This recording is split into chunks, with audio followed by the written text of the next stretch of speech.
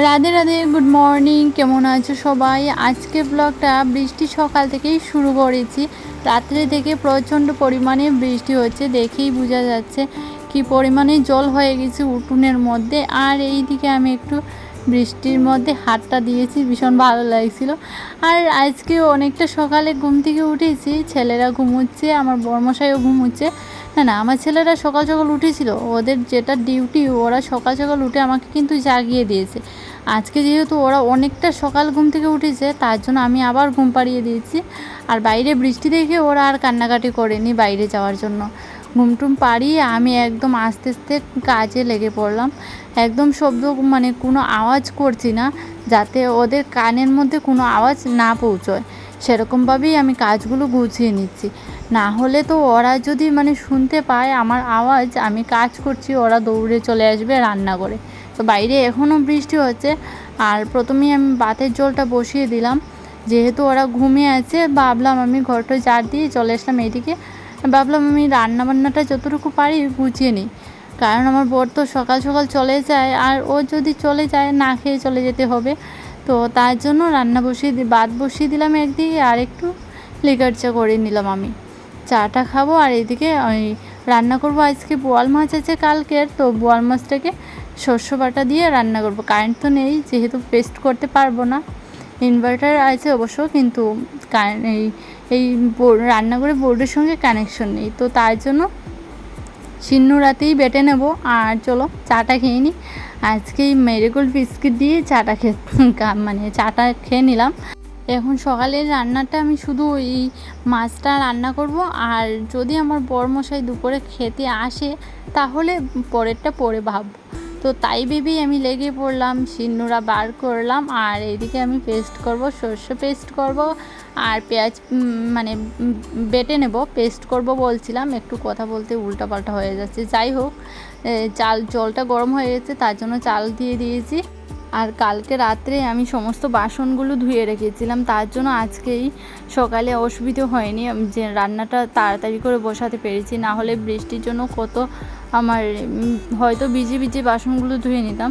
তো তার জন্য আর ভিজতেও হয়নি, আর রান্নাও বসিয়ে দিলাম। কালকে রাত্রে আমি জল তুলে রেখেছিলাম, যেহেতু বাইরে থেকে জল আনতে হয়, জল তুলে রেখেছিলাম।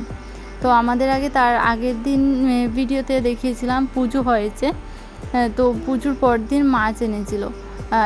যেহেতু অনেক দিন থেকে মাছ খাওয়া হয়নি, তার মধ্যে পুজোর 3 দিন তো নিরামিষ ছিল। তো তার জন্য আর এদিকে আমার বাটাবাটি কমপ্লিট হয়ে গেছে। শস্য বাটা করেছি, আর সঙ্গে আদা বেটেছি, আর পেঁয়াজ বাটা করেছি। আর কাঁচা লঙ্কা কিছু কেটে দিয়ে দিচ্ছি, লঙ্কার গুঁড়ো দিয়ে দেবো। আজকে আমি কাঁচা লঙ্কা আর বাটিনি, কারণ আমার হাতের মধ্যে মানে হাত কেটে গিয়েছিলো, তো এটার মধ্যে অনেক জ্বালা করে। যদি কাঁচা লঙ্কা বাটি আর বেশি জ্বালা করবে, তো তার জন্য আর বাটাবাটি করিনি। কাঁচা লঙ্কা বেশ কিছু কেটে দিয়ে দিয়েছি। আর কালকে যখন বোয়াল মাছটা আমার বর এনেছিল, তো আমি এটাকে আলু দিয়ে রান্না করে নিয়েছিলাম। তখন ও বলেছিল যে শস্য বাটা দিয়ে করার জন্য, তো তার জন্য আজকে আমি এরকম করছি। তো ঝোলটা আরেকটু শুকিয়ে গেলে আমি নামিয়ে নেব, আর এতটা ঝোল রাখা যাবে না। তো নামিয়ে নেব। এবার আমার তরকারি রেডি হয়ে গেছে, একটু শুকিয়েছি, বেশি একটা শুকোয়নি। তো যাই হোক, আমার রান্নাবান্না হয়ে গেছে। এবার আমি চুলো টুলো পরিষ্কার করে বাসনগুলো ধুয়ে নেব। কি দেখছো বাবা? কি দেখছো? কি দেখছো? বাবা দেখছো? কোথায় বাবা?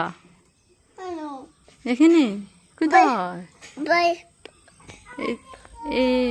এখন দেখবে। তাই তো।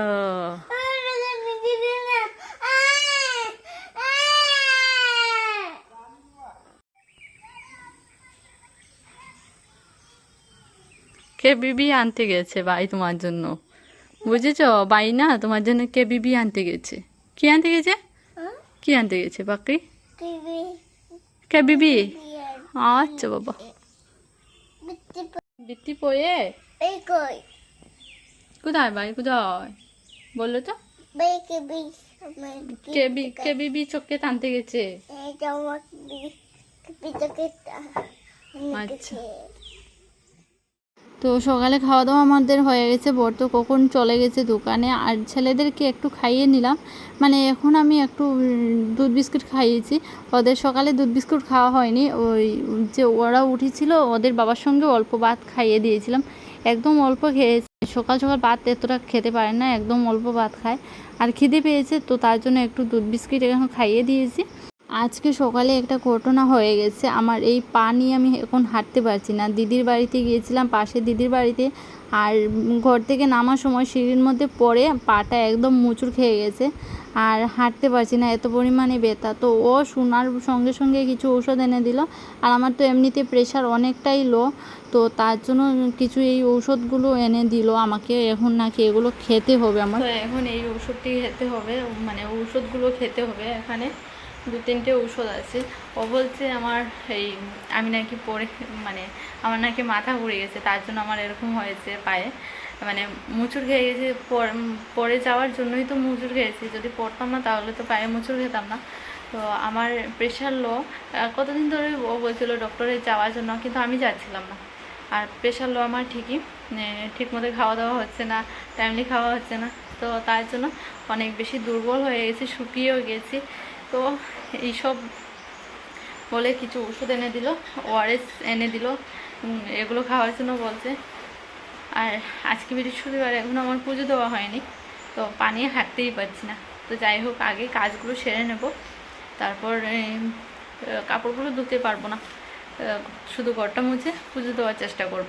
তো চলো, পরে আবার দেখা হচ্ছে, না হলে সোনারা আবার উঠে যাবে, ওদের তো ঘুম পাড়িয়েছি, ওরা উঠে যাবে। এদিকে বাইরে বৃষ্টি হচ্ছে, কাপড়গুলো তুলে নিয়ে আসলাম, সকালে যেগুলো কাপড় দিয়েছি।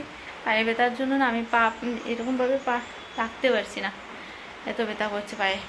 তো এই পাটা আমি এরকমভাবে পা রাখতে পারছি না, এত পরিমাণে ব্যথা এই পায়ে, এরকম করতে পারছি না, এত ব্যথা। তো এইদিকে এই কাপড়গুলো বাইরে রাখলাম, বাইরে দিয়েছিলাম তো কালকে ধোয়া কাপড়গুলো। আর পুজো যে হয়েছিল এই দেখো এখনও রয়ে গেছে। আর এদিকে বাসনগুলো গুছাবো, বাসনগুলো গুছিয়ে রাখা হয়নি, সবগুলো ধোয়া বাসন, কিন্তু গুছানোর বাকি আছে, গুছিয়ে রাখবো। তো স্নান করে আসি, তারপর এই দিকটা ধরবো। তো ওষুধগুলো খেয়ে আমি কাজে লেগে পড়ি, কাজ তো করতেই হবে। পায়ে ব্যথা হলে কি হবে, যদিও কিছুক্ষণ রেস্ট করব, তারপর তো ছেলেরা যখন ঘুম থেকে উঠে যাবে তখন আমার মানে কষ্ট হবে কাজ করতে। তো এই দেখো কত বড় বড় ঔষধ, এগুলো না গলা দিয়ে যেমন নামতে চায় না। তো যাই হোক, ঘর মুছে নিচ্ছি, পুজো দিতে হবে, আর এই ঠাকুরের বাসনগুলো সব কিছু গুছগাছ করতে হবে। পুজো তো হয়েছে 1-2 দিন হয়ে গেছে, তো সেগুলো গুছানো হয়নি, তো আজকেই সব কিছু গুছিয়ে নেব। সামনের রুমে সব কিছু পড়ে আছে, একটু ফ্যানটা ছেড়ে দিলাম, এই শুকিয়ে যাবে। স্নান করে চলে এসেছি, আর এইদিকে ছেলেরা ঘুমোচ্ছে, তো আমি তো ঘরটা মুছেই স্নান করে নিয়েছি। আর এবার আমি পুজোর জায়গাগুলো গোছাবো। আজকে তো রান্না বান্না নেই, সকালে করে নিয়েছি। আর এই দেখো কুচগাছ হয়ে গেছে, এখান থেকে কাপড় চোপড় খুলে নিয়েছি, আর এই ফুলগুলো এখানের মধ্যে এরকম দিয়ে দিয়েছি। আর বাইরে একদম হালকা পাতলা বৃষ্টি হচ্ছে। এই দেখো ঠাকুরের জায়গাটা খালি খালি লাগছে, কিন্তু পুজোর বাসন এখনও গুছানো হয়নি, তো বাসনগুলো গুছাবো।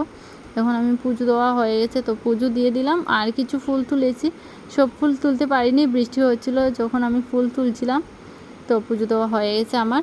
আর এবার এইদিকে বাইরে বৃষ্টি হচ্ছে, আমি তোমাদেরকে দেখাচ্ছি। এইদিকে পুজো দেওয়া হয়েছে, আর আমার ছেলেরাও ঘুম থেকে উঠেছে, একজন আমার সঙ্গে আছে, তোমাদেরকে দেখাচ্ছি। এই দেখো আমার ছোটো ছেলে আমার সঙ্গে এসে গেছে, আর বড় ছেলে ওই করে বিছানার মধ্যে বসে আছে চুপটি করে, একদম মানে ঘুম থেকে উঠেছে, তো তার জন্য। আর এইদিকে শোনা বলছে বৃষ্টি দেখবে। তো এখন বিকেল হয়ে গেছে, চলো আজকের ব্লগটা আমি এখানেই শেষ করছি। ভালো লাগলে লাইক করো, আর চ্যানেলটা সাবস্ক্রাইব করো। টাটা।